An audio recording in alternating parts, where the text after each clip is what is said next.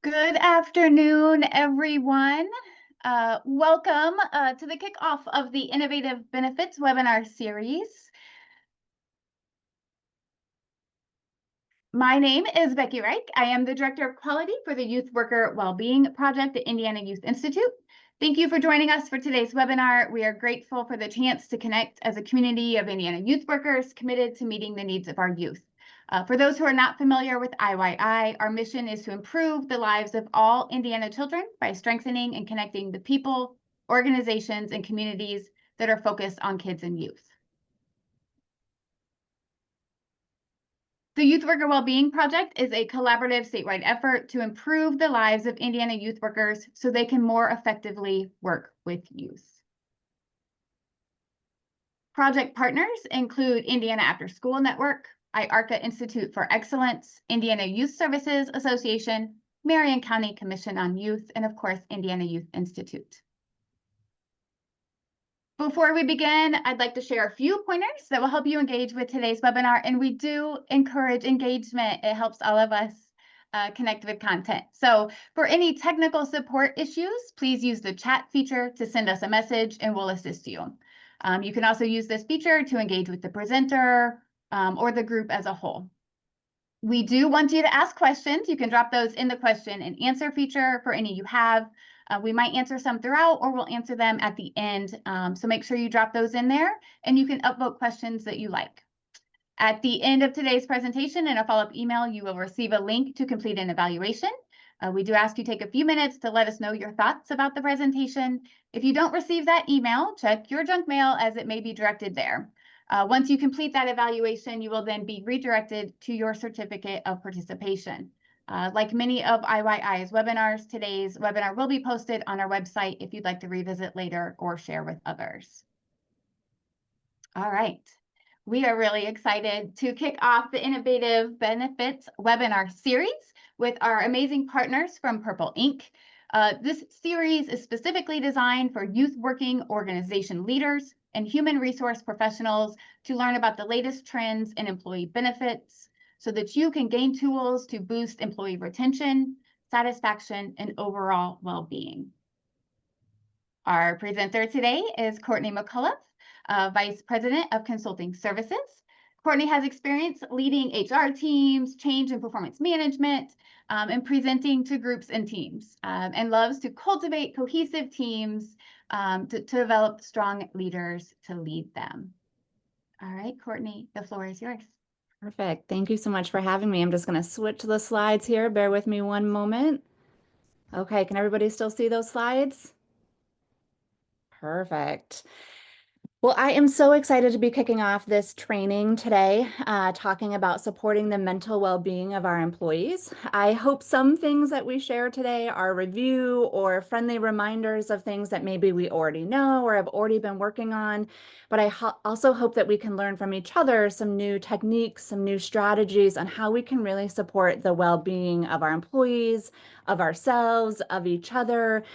We know that what those on this call do day in and day out are really tough. It's really hard work. And so we want to make sure that we're monitoring our well-being during that process. And so a few objectives today. I hope by the end of today's session, you're able to understand really the role that mental health and mental well-being plays in the workplace, how it impacts us individually, how it impacts our teams. Really understanding strategies to build resiliency and build ability to kind of regroup after stressful situations or when we're feeling a little levels of burnout, and then also really learning how and when to offer support to each other. As Becky highlighted, please feel free to put questions or comments in the chat.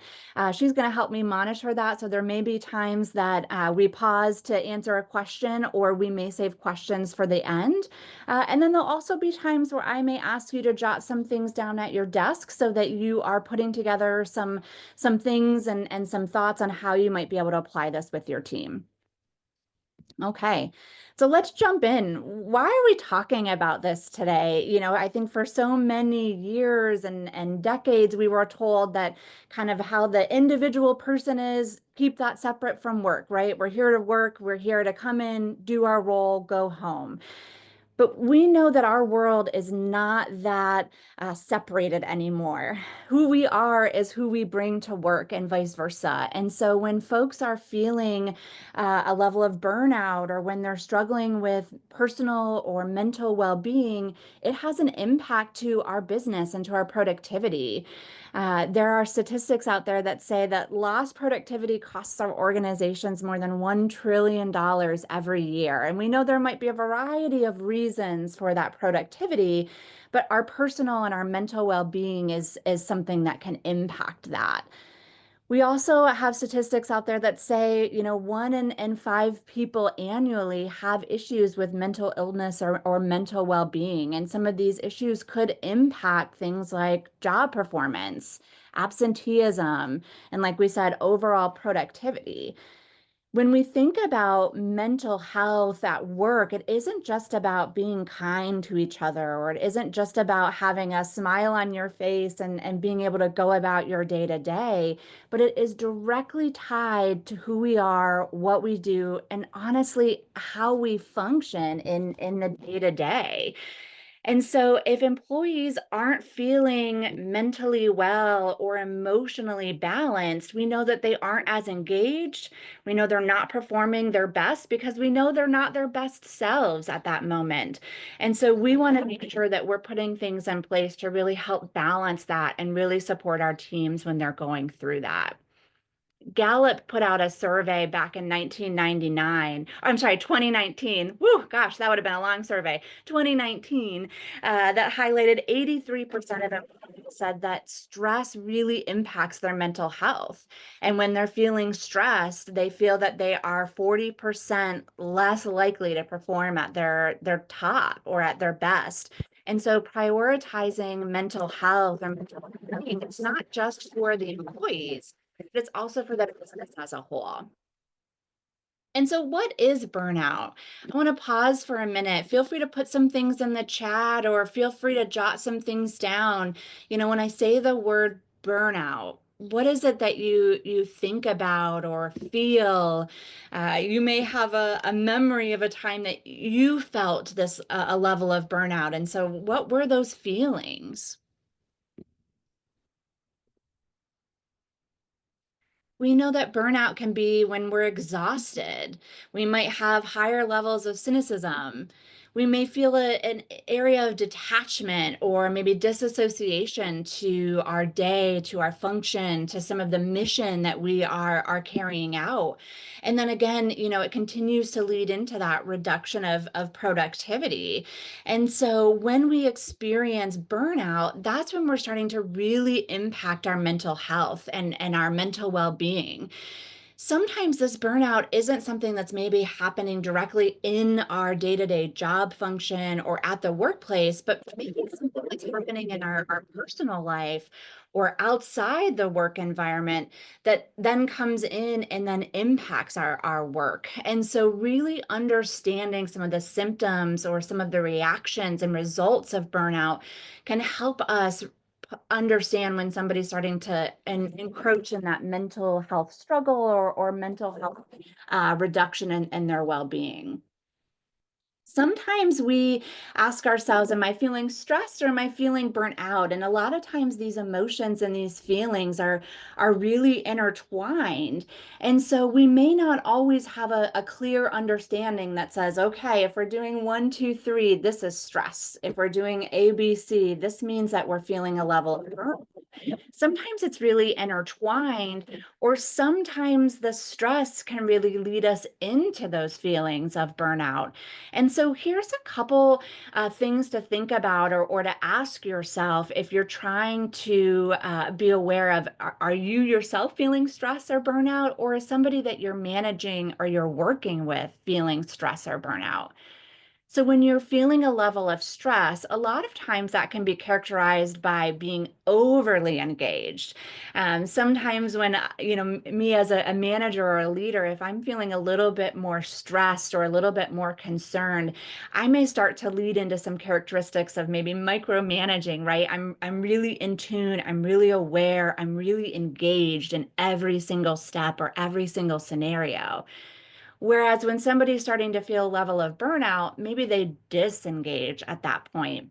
And so they're starting to kind of move away from that level of engagement. Maybe they were somebody that had been highly engaged before, and now you're having a really hard time to get them to interact maybe in meetings or respond to emails or answer a Teams or a Slack chat, right? They're there, they're physically at their day-to-day work, but maybe they're not as engaged as they previously had been. When you're feeling stressed, you have typically a lower energy level, and then kind of that loss of energy. Whereas burnout starts to have not only the loss of energy, but it's really when you no longer feel that motivation. So when you're stressed, you may not have the energy to tackle that item, but you really feel motivated to do so. And for some of us, or many of us, that motivation might help us kind of pull out of that stress or really lean into the motivation to help us gain that energy. But when we're feeling burnout, then we know we really don't have that energy and we really don't have that level of motivation. So we don't ever kind of pull ourselves out of that cycle. And then in stress, it takes a physical toll. We kind of wear it on our bodies. Our bodies feel a little bit tight. They feel tense. They may feel a level of like back pain, neck pain, shoulder pain, right? We all may carry that stress in a different part of our body. But when we start to encroach into the burnout feelings, that's when we really start to feel an emotional toll as well. And so you may feel it physically, but then you also start to see it and feel it emotionally. And so burnout is really when we're accumulating kind of all of the unchecked or undealt with stress over long periods of time. And long periods may vary from person to person. And we'll talk about resiliency a little bit later. But you can have stress without feeling a level of burnout, but you really don't have burnout without also having that stress. And we know when we're feeling stressed or burnt out, it's not only an individual situation, but it really impacts the whole team. And a lot of times this can really extend into the team and really mitigate the impact on more than just one individual or two individuals, but it really can start to feel kind of that stress and that burnout throughout. And so 42% of employees report worrying their career would be negatively impacted by discussing mental health concerns. I want to pause for a minute, think about this. Have you ever thought to yourself, I can't highlight that I'm feeling stressed. I can't highlight that I'm feeling a little bit of burnout because it's going to be interpreted wrong. Somebody's going to think I just don't care. They're going to worry I'm not connected to the mission anymore, or I don't like what I do. I love what I do. What I do is so important, right? But it doesn't necessarily mean that we're not also feeling stressed or burnt out. But do we feel that? Do we worry about that with our teams, that maybe our employees or our fellow colleagues can't share when they're feeling a level of stress because it could negatively impact?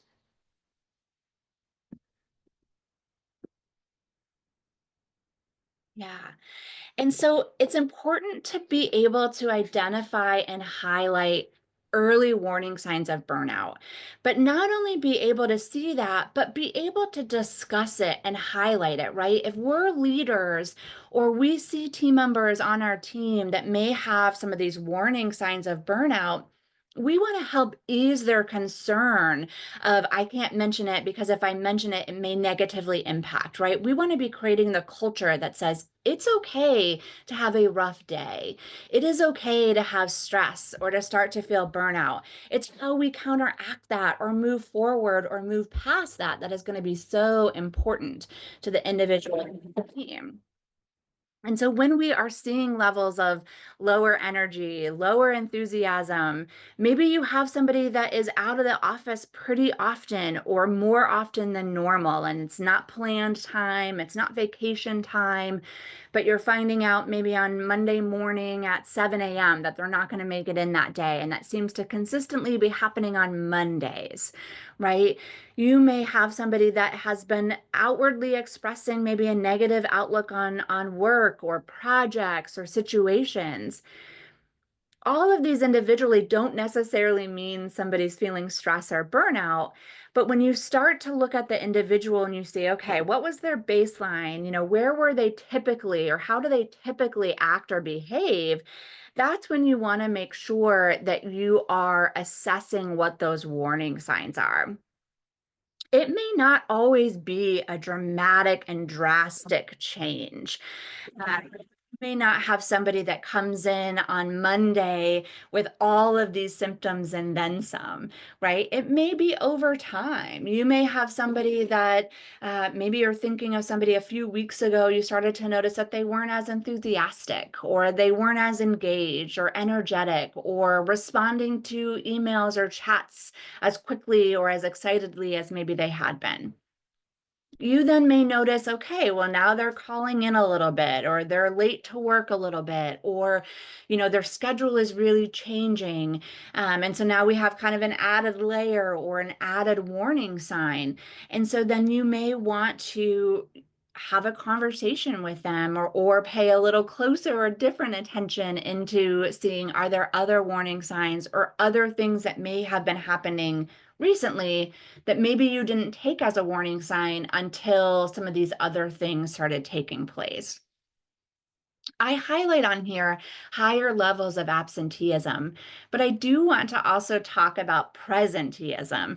And what I mean by that is they may physically be at their desk or in the office or at their workstation, but they aren't fully engaged, right? Maybe they're in meetings, their eyes aren't really following the speaker, or they're not really engaged in the conversation, but they may physically be at the meeting. They may have their notebook out, but maybe they didn't jot a single note down. And they're typically somebody that writes a lot of notes or really is engaged and interactive in the meetings. Now, you may have some team members that are inward processors, and so maybe they're not as engaged or high levels of energy kind of in that moment. But how are they after the meetings? Would they typically follow up with conversations or thoughts or perspectives that they have once they've had time to process? And if so, are they no longer doing that? Because that could be an example of presenteeism where they're showing up, they're just not fully engaged. They're going through the motions, they're going through Monday through Friday, but that's it. It's kind of on autopilot. And on autopilot, maybe more than just for a meeting or a day here or there. And so really being aware of your colleagues and of your team members to know, again, what's their baseline, kind of how do they typically act? What's their usual persona or engagement levels or interaction style so that you can identify when those are varying or changing. And then trying to assess, okay, what might be causing some of that change. And so when you start to feel moments of burnout or moments of stress, it's important that we combat that. I know I have high levels of cell phone battery stress when my battery starts to get below even, gosh, 60%, 50%. I start to feel myself getting really nervous and really worried that my cell phone battery is going to end on me, or my phone's going to die on me, and that's going to be where I really need it, right? And I think having those feelings of burnout can be similar, right? You may not notice it when you're kind of in that yellow zone where it starts to drop to maybe 90%, 80%. For some people that don't have battery stress, you may not feel it when it drops to 60%, right? But maybe for you, kind of that burnout feeling starts when you're getting to that, below 50, below 40. And we really want to make sure that we're taking strategies before we're on empty, before our battery is on zero, because it's so much more difficult to really recharge when you're charging from scratch, or from kind of that zero line. And so we want to try to find some of those personal strategies along the way. And so I asked you earlier in today's conversation, what were some symptoms of burnout that maybe you've experienced? And so I want you to think about those feelings that you either wrote down or put in the chat or thought about. And let's think about some personal strategies for offsetting those feelings or that burnout. So write a couple things down, or put a few suggestions in the chat for your fellow colleagues. And I want us to be able to hear some things or see some things or think about some things that we do to really recap or uh, pull out of that burnout.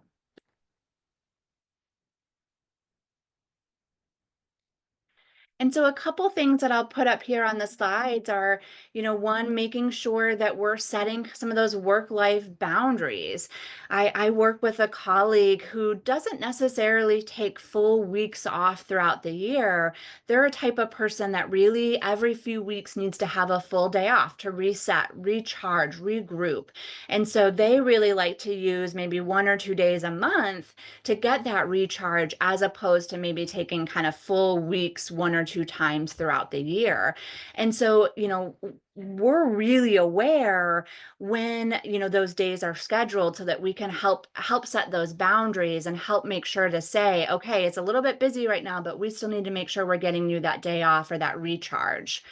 Throughout the day, a lot of us may spend a lot of time in front of the screen. And so making sure that we're taking regular breaks. There's a lot of studies out there that have folks doing kind of in 30-minute increments, maybe working for 25 minutes and then taking 5 minutes to step up, stretch, walk a little bit, refill your water, anything that kind of gets you moving again, so that your brain can, recharge or refresh. Really prioritizing self-care, and this is going to mean different things to different folks. That self-care may be having a walk every morning or every evening. Maybe you're an avid reader, and so maybe that self-care is making sure that you always have a book in hand, so that when you have 5 minutes, you can read a quick chapter. Anything that really allows you to unwind, regroup, and step away. There's also a lot of tools out there now that can help us with this. A few tools that I've seen in action would be, something called Headspace or Focus at Will. These are tools that help monitor how you're feeling. It encourages you to ask yourself that question. Sometimes we're so busy, and we're so busy maybe helping to take care of others and others around us, that we don't always take the time to pause and say, okay, but how am I doing, right? What do I need? Or is there something that I can do for myself so that I can really keep my battery charged and really not get pulled into those levels of burnout? For HR professionals or managers that are on the call, this could be a good opportunity to also look at company policies. Do your company policies support these types of strategies for combating that burnout? I know we have a lot of policies in our handbooks that talk about things like lunch and breaks and paid time off, and those are really great starts. But do we have things in there that say we encourage you to stand up throughout the day? We encourage you to walk around the office, or kind of get your steps in or get your stretches in. Things that really help build the priority as a function of our environment and of our company culture, as opposed to only the responsibility of the individual themselves. I see lots of chats popping up, so I hope we're sharing really great ideas with each other on things that we can do to curb burnout and really combat some of those strategies. And so I said earlier, I wanted to talk a little bit about building employee resiliency. And what I mean about resiliency is really the ability to kind of bounce back from those stressors. We are not ever going to remove stress from our lives entirely, right? That is not the world that we live in. And so, no matter what your day-to-day job function looks like, your life looks like, your environment looks like, there will be times where there are stressors or stressful moments. And it's really how we respond to those stressful moments that help us build a level of resiliency. And that resiliency is what helps us keep stress from really turning into burnout, or keep stress from elevating and escalating into a larger kind of mental impact or well-being struggle that could happen. And so resilient employees really are more likely to perform better under stress. Now, nothing on this slide or in this moment should be interpreted as we want our employees to be stressed just to be able to handle that stress. That is not at all what we're saying. But what we are saying is, how do we respond to that stress so that we can kind of pull ourselves out before we get into that level of burnout? And so a few techniques here, and I know there are several others, but positive reframing. And so kind of flipping how we're responding or how we're recovering or handling or what words we're saying to ourselves in that moment, right, can really help us recover from it. And so taking a challenging situation and restructuring it or finding a constructive way to view it, right? Sometimes we may joke with each other, when you have an unpleasant task coming up and you say the phrase, oh, I have to do this, or I have to do productivity, or I have to write that report.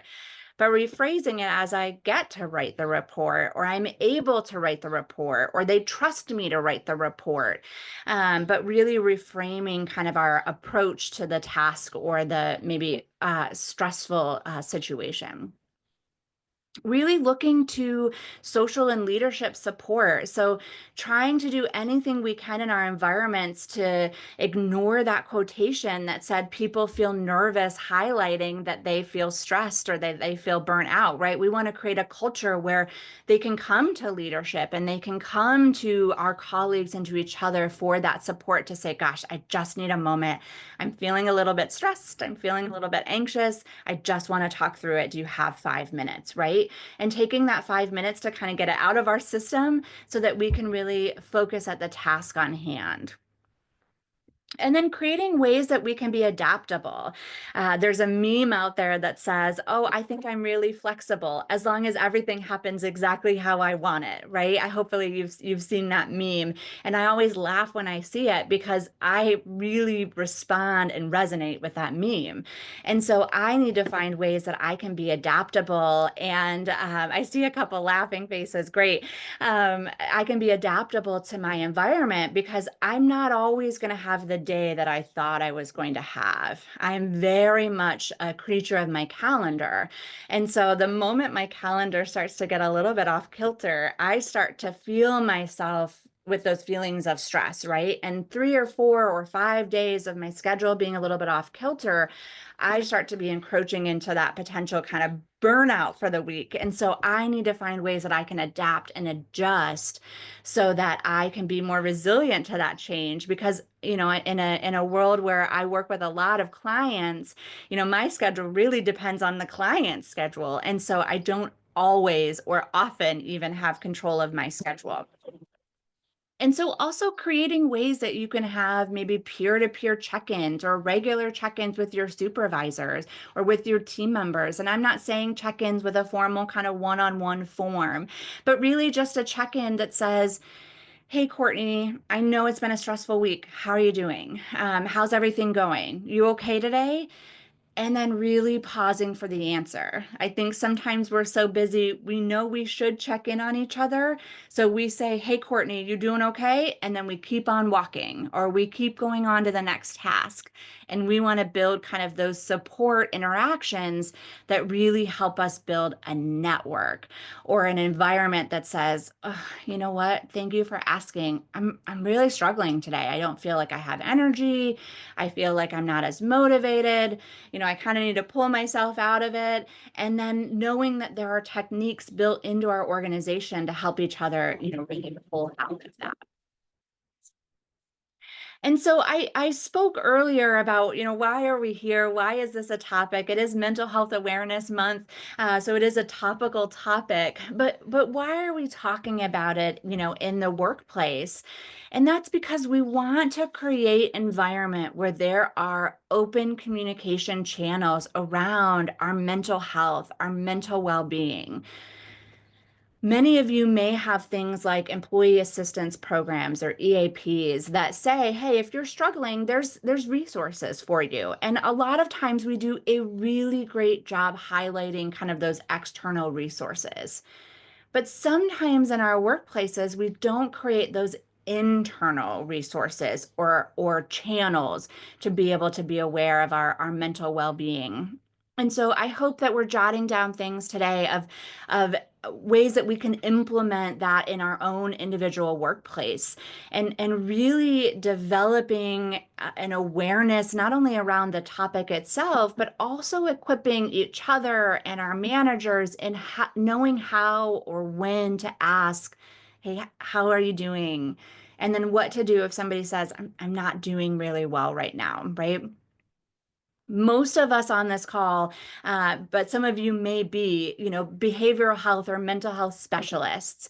If you are not already that specialist and you do not have that specific degree that allows you to be the specialist, nowhere in these channels should you be diagnosing somebody or indicating, a medical suggestion, but it's more just creating an awareness around the topic and an awareness around, okay, how can I help support you if you're feeling as though maybe your mental well-being is feeling strained. And so as leaders, it's really our responsibility to create that environment and really create a space that employees feel safe and supported in any step of their health journey, whether it be physical or mental. And so I'm glad that you all are here today. One thing, a lot of organizations are starting to look at would be, providing sick days. You may have a combined sick and PTO or sick and vacation policy, and that's great. Some states are starting to move towards required sick days so that they're a separate day from our vacation, right? We're all pretty protective of our vacation time because we really want to be able to have time away from the office.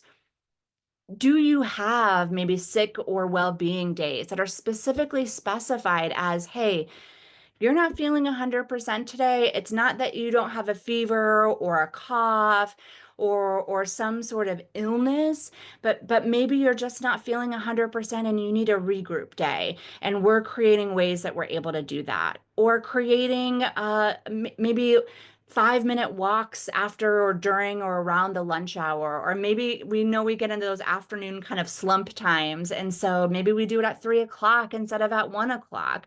That just says, hey, everybody meet here in the lobby. We're going to take a quick walk around the building or around the block so that we can get people moving around. But anything that works in your environment, and it all may vary depending on your organization or your office environment. And so one of the main steps in really understanding mental health in the workplace is reducing that stigma. That stigma we talked about earlier that said people have a concern sharing when they're not feeling okay, right? We as leaders may feel that too. We may say, well, I can't say I'm not okay because if I'm not okay, then I worry my team or my colleagues aren't going to be okay. And so I always have to have that positive attitude and that right foot forward that says like, everything's okay. We're all fine, right? Even though we might be feeling the other meme where it's just kind of flames around ourselves being like, everything's fine. We're fine. I'm fine. And so we want to reduce the stigma that says we're not able to say how we're really feeling in that moment. Now, I know we all have a job we need to do. And so I know we need to sometimes do the day-to-day work, but we have to be able to do the day-to-day work in a way that is comfortable and safe and in a good environment for each other. And so the first step in that is really just building awareness to the topic. So being on trainings like this, sharing what you learned on a training like this and bringing it into kind of your larger organization or your larger team. creating an open dialogue around moments where we're feeling stressed or we're feeling anxious or we're not feeling okay. And a lot of times leaders can be the first step in this open dialogue, because you can lead by example of saying, some days we're just not as happy-go-lucky, right, as other days, or some days what we do really wears on us because we see a lot of things and we deal with a lot of things, and some days it's just harder to deal with that, right? That's a real reality to the day-to-day functions that most of us on this call are dealing with. Maybe in your workplaces you create a well-being program. If you're creating a well-being program, I encourage you to look at kind of the multiple steps of well-being. So there's physical well-being, there's mental and emotional well-being, financial well-being, kind of that social well-being. And so creating avenues for all of those well-being branches, because we know it kind of takes all of those well-beings to help us be kind of a well-rounded and well-being individual. And so maybe it's once a month, there's a well-being item, or maybe you have a year-long well-being bingo card that allows individuals to check different things off that they do that supports their well-being in a variety of different functions or categories.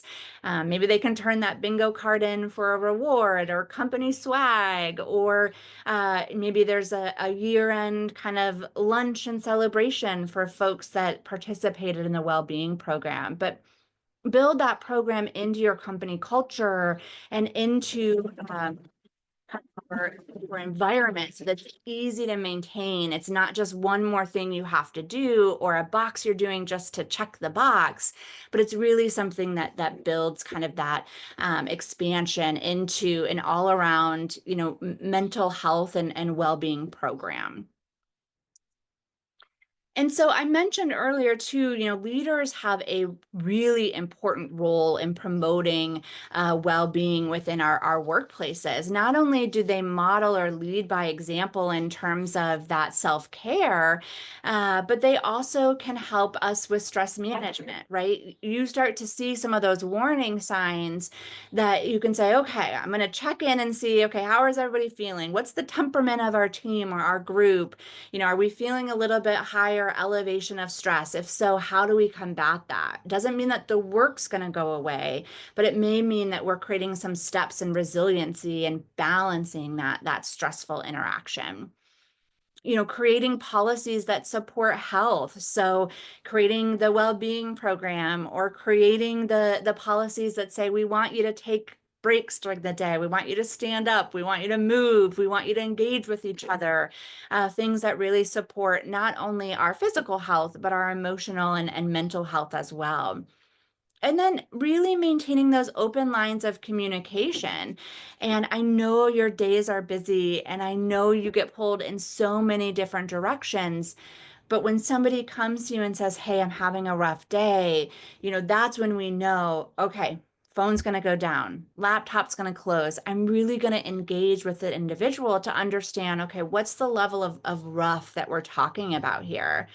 I used to be on a team where we had a phrase, and there was a phrase we said with each other when we really were struggling. And that was kind of a way we were all a little bit hard on ourselves to ask for help or ask for support. So we created this shared phrase that allowed us to say, hey, I'm gonna use this phrase, right? It's your almost your playing card that you can say, hey, I just need a moment, or can we pause, or I'm having a stressful day.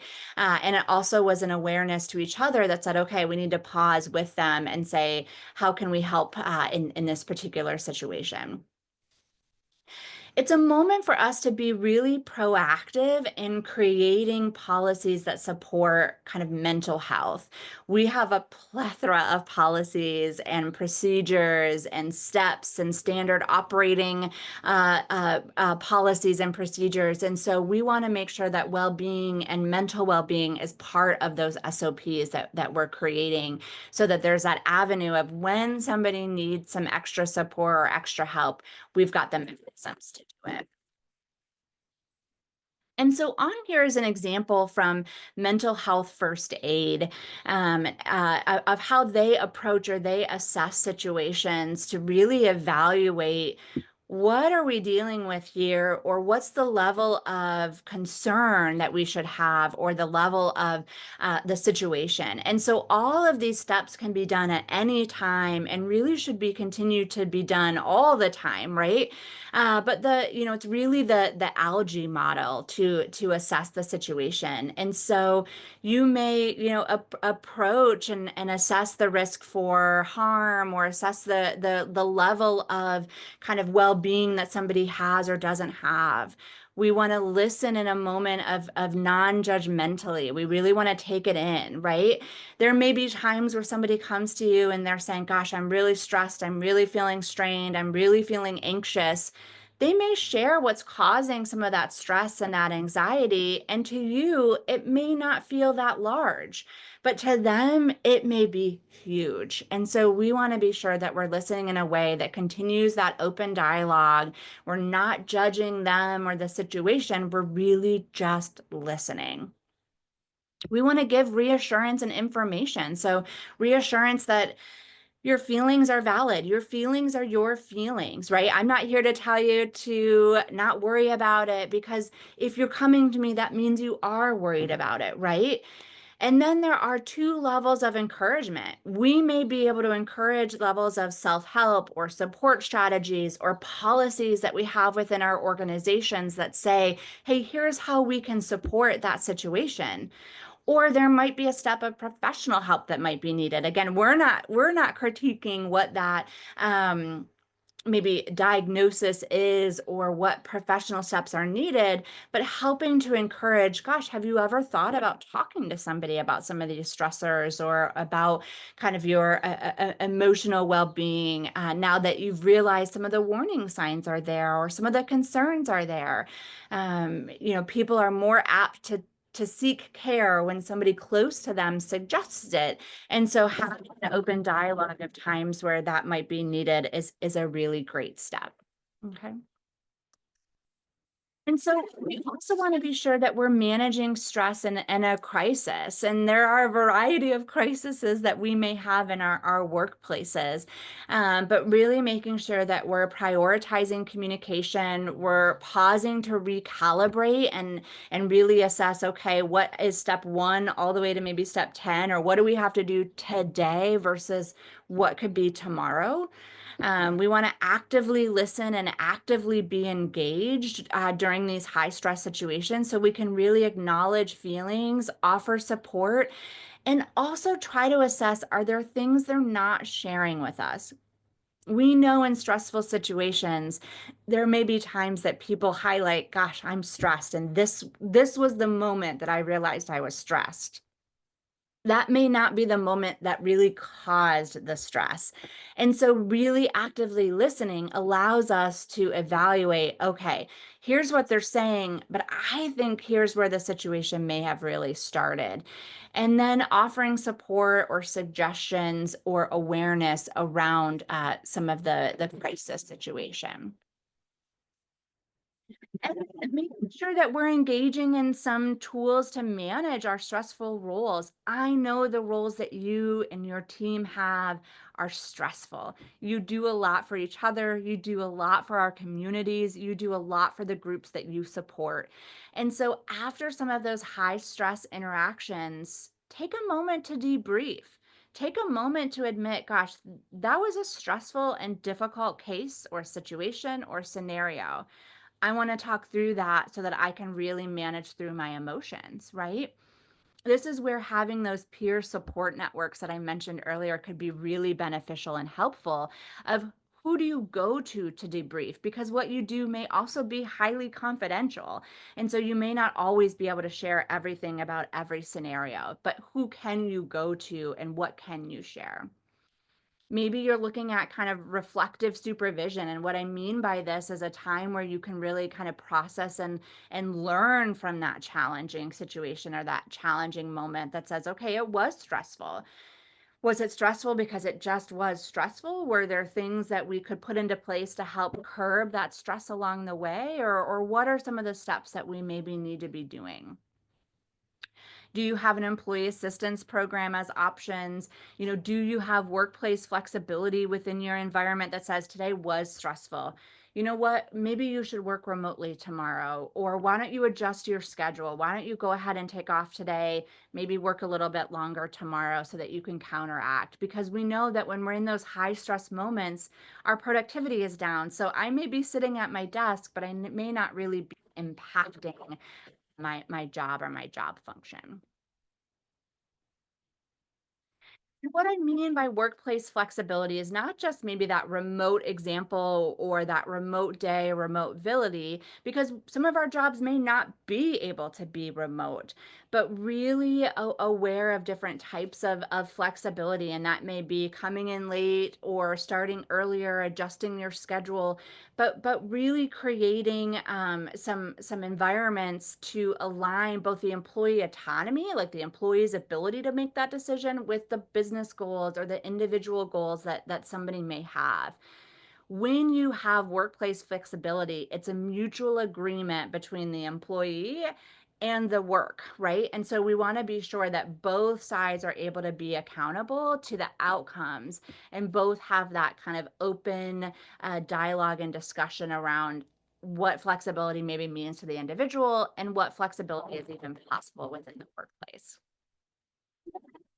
And I know that flexibility is not able to necessarily be an option across the board. Not all roles can offer the same type of flexibility, but most roles can have some form of flexibility. But it's really understanding kind of that job function, the business need, safety, security. So all of the things to consider. Hey, is it a flexibility about time, location, maybe structure of the position? And then really creating those guidelines so that folks know what is or is not allowed at any given moment. Because I am HR, I do often say I encourage you to go through HR for some of these flexibilities or really understand kind of what can or cannot be offered so that you don't have to pull back that flexibility that you offered, but really challenging yourself to look at ways that you could be offering some levels of flexibility. As organizations and as leaders, also really being aware of the workloads that folks have. And there may be an ebb and flow to this, but setting realistic expectations that say, okay, we've got 7 projects going right now. Not all of these projects are going to be able to wrap up in 5 days. And so what's project 1 all the way to project 7? And what are really those expectations and timelines and goals? Are there larger projects that can be really broken down into kind of action steps or step 1, step 2, step 3? So it feels like there's progress towards kind of the end goal, even though that end goal may not finish up for maybe 18 months from now, right? We know sometimes we have larger or longer projects. Making sure that you're spreading responsibilities out with each other and continuing to do regular check-ins, updates, touch points that evaluate the workload because it may vary from day to day. And then evaluating your tools and support in the workplace well-being. And so we've mentioned employee assistance programs or EAPs, wellness initiatives, sick and well-being days, training. Maybe there's a check-in tool. I encourage you to put into the chat, are there other things that you're already doing as an organization or as a leader? Are there things you've seen other folks doing? Maybe you can have some of your team go through a training like mental health first aid to become even more equipped to know and understand those warning signs. At Purple Ink, we use things like a check-in tool. We use 15-5. It's an online tool that allows me to indicate how am I feeling at the end of every week. Most of the time, I'm a 4. Sometimes I'm a 5 because I had a really great win that year or that week, and so I highlight that. Sometimes I'm a 3, and when I'm a 3, if I don't put in what's causing me to be a 3, my boss reaches out and says, hey, I noticed that you were a 3 today. Are you okay? Everything okay? What can I do? Anything we can do differently next week so that you can be back into that 4, right? But if we don't create ways to really assess how somebody's doing, we may not know how they're doing until they've already hit kind of that empty battery. And so really making sure that we're setting up that structure. Okay. And so I want to take just a moment for you to think about what are action steps that you're going to put into place. Was there an aha moment today in today's training that you said, oh, yes, that I can do. I can start doing that tomorrow. Or I'm going to talk to my team about that. Write it down. Put it somewhere that maybe you'll see it tomorrow or on Monday to remind yourself that, hey, no, I committed to myself that that was something I was going to do.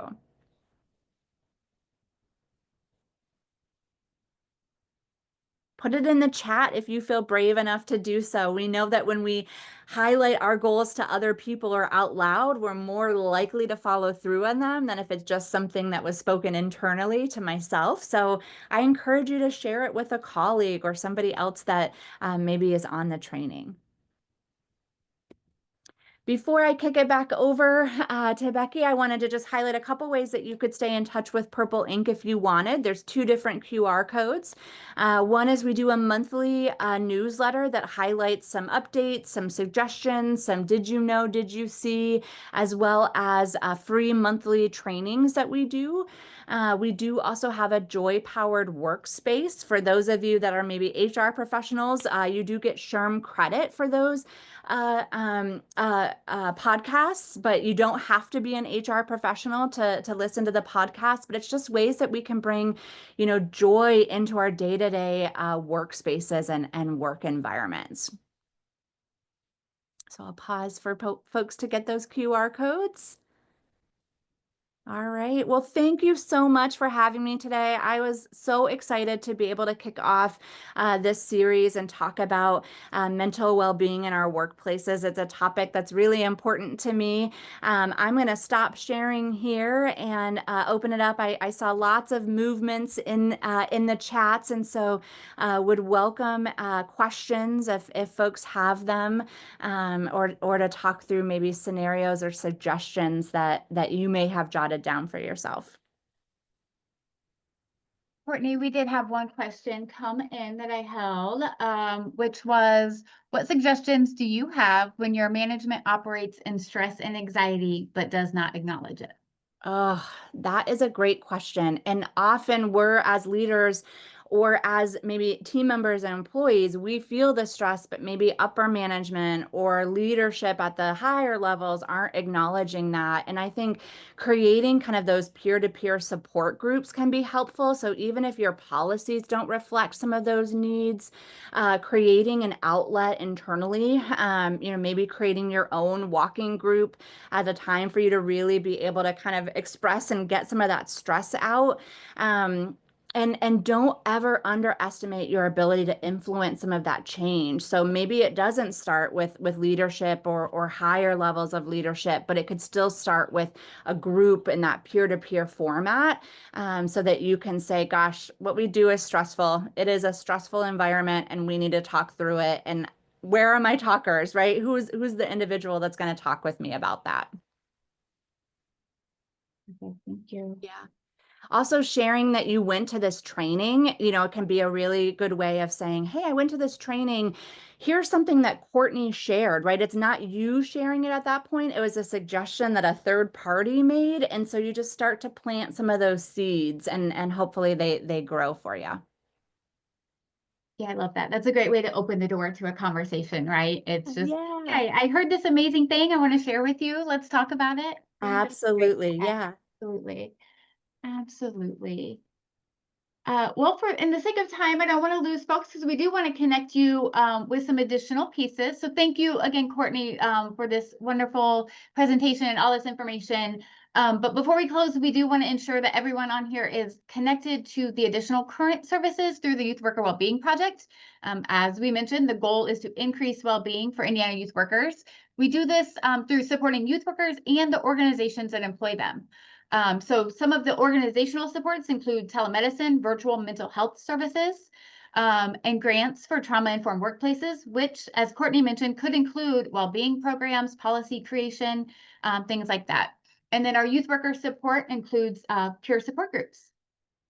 So if your organization is not already enrolled in telemedicine and virtual mental health services through First Stop Health, this is a really great no cost, let me say it again, no cost program offered to qualified youth serving organizations for all of your full and part-time employees and their family members. We're going to include some information here for you to review at a later time, and this information is also available at youthworkerwellbeing.org. So we also offer, Courtney mentioned peer-to-peer check-ins, peer networks. We also offer peer support groups at no cost to all youth workers, which are facilitated by licensed behavioral health specialists from Hope Haven Psychological Resource 6 different days a week at varying times. Each session provides a virtual, confidential space where any youth worker can come in, connect, share experiences, that are either topic-based, practice-oriented, supervisor-specific, or just open discussion groups. They're when you need them. There's no organizational enrollment required. Drop in as needed. Also including some information about those well-being and action groups for you to review at a later time as well. Additionally, we offer one-time private peer support group sessions for organization teams that you can schedule to cover tailored topics for your specific needs, including, again, some additional information about our amazing facilitators at Hope Haven, so you can learn a little bit more about them when you have a minute. We really hope that you enjoyed today and want to come back and see us. So our next session on May 29th will cover flexible schedules, remote work, time off, additionally listing some other upcoming topics, and the scan QR code where you can sign up for those that are currently open for registration, or as always, youthworkerwellbeing.org/events. And want to make sure you're fully connected with all the IYI offers. And one of the best ways to do that is through IYI's outreach managers, who offer a variety of opportunities to connect with professionals and organizations right in your community. So get to know your regional outreach manager to open doors, opportunities, foster collaborations, and connect with all of the IYI resources. As we conclude, I sincerely thank you for joining us today. Your feedback truly does drive the work that we do. So we ask you take a few minutes just to let us know what you thought about today's presentation. And then upon completion, you'll be redirected to your certificate of completion.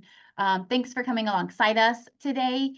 You will receive an email later that includes a copy of the presentation and a link to complete the evaluation there as well. If you don't receive that evaluation email, check your junk. It might have been redirected there.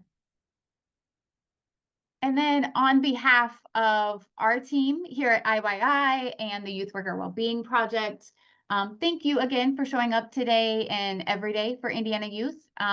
We just want to remind you, you are not alone in this work. Please reach out to the Youth Worker Wellbeing Project at any time.